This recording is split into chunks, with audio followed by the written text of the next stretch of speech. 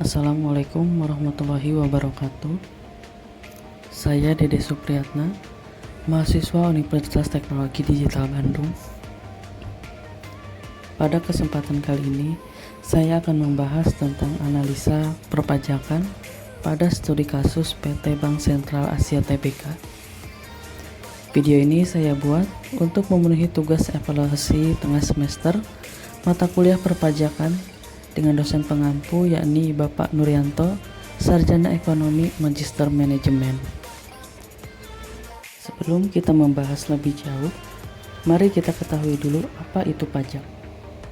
Menurut Undang-Undang Nomor 28 Tahun 2007 tentang Ketentuan Umum dan Tata Cara Perpajakan, pajak adalah kontribusi wajib kepada negara yang teruntuk oleh orang pribadi atau badan yang bersifat memaksa berdasarkan undang-undang dengan tidak mendapat imbalan secara langsung.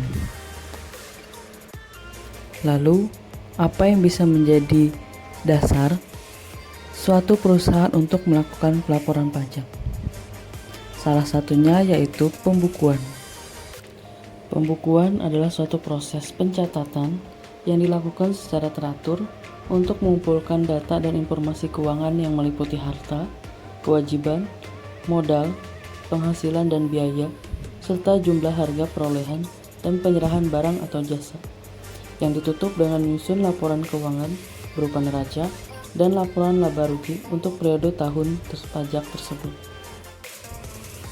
Sebelum kita menganalisis pelaporan pajak dari PT Bank Sentral Asia Tbk, mari kita lihat sedikit profil dari Bank Sentral Asia.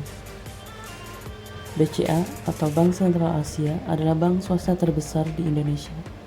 Bank ini didirikan pada tanggal 21 Februari 1957 dengan aset pada Desember 2021 mencapai 1,22 triliun.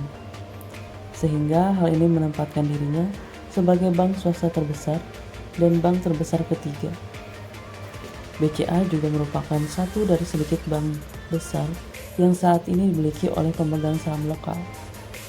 Kapitalisasi pasarnya juga pada Maret 2022 sudah mencapai 1.000 triliun yang merupakan angka terbesar di Bursa Efek Indonesia dan merupakan perusahaan bank dengan kapitalisasi terbesar se-Asia Tenggara. Selanjutnya, mari kita menganalisis nilai pajak dari Bank Sentral Asia.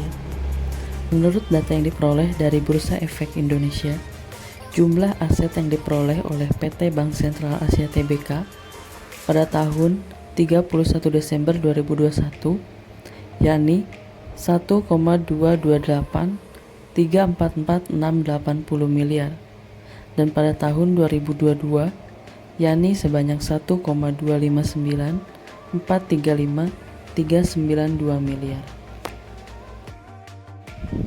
Di sini dapat kita lihat pajak yang dibayarkan di muka untuk tahun 2021 yakni sebanyak 20,477.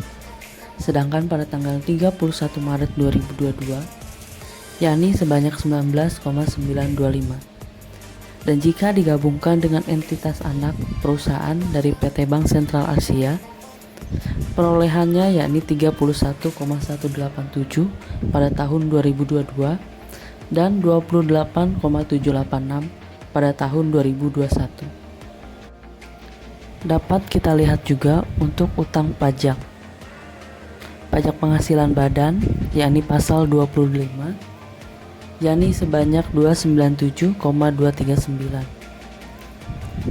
Sedangkan pada tahun 2021 yakni 200,116.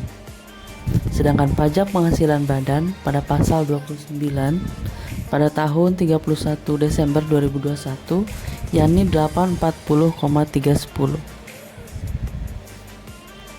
Sehingga dapat kita totalkan dari total utang pajak yakni sebesar 2,207,429 pada tahun 2022, sedangkan pada tahun 2021 yakni 572,114. Rekonsiliasi antara laba akuntansi konsolidasian sebelum pajak dikali tarif pajak maksimum yang berlaku dengan beban pajak penghasilan adalah sebagai berikut. Pada tanggal 31 Maret 2022, laba akuntansi konsolidasian sebelum pajak penghasilan yakni sebanyak 9.953.324. Sedangkan pada tanggal 31 Maret 2021 yakni 8.681.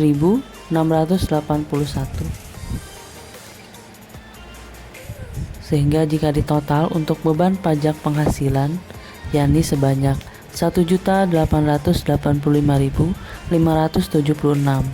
Sedangkan pada tanggal 31 Maret 2021 yakni sebanyak 1.638.021.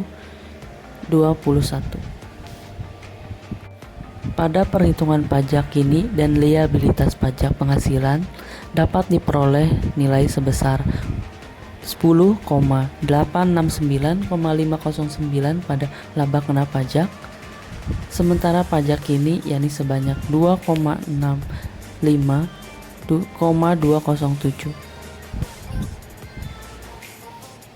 Dalam jumlah aset dan liabilitas pajak tangguhan bank dan entitas anak, termasuk aset dan liabilitas pajak tangguhan yang berasal dari rugi laba yang belum direalisasi atas perubahan nilai wajar, efek-efek untuk tujuan investasi yang diukur pada nilai wajar melalui penghasilan konversif lain. Demikian presentasi ini saya buat. Wassalamualaikum warahmatullahi wabarakatuh.